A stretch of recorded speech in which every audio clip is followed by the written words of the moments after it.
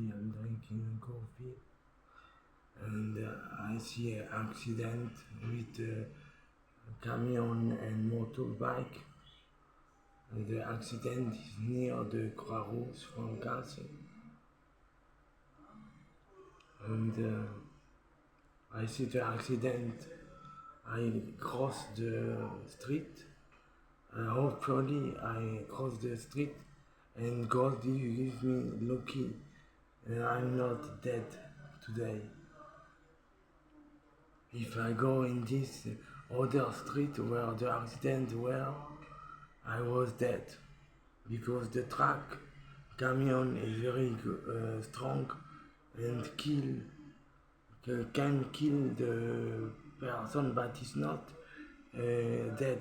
The motorbike is still alive, and they call the police or the medical service.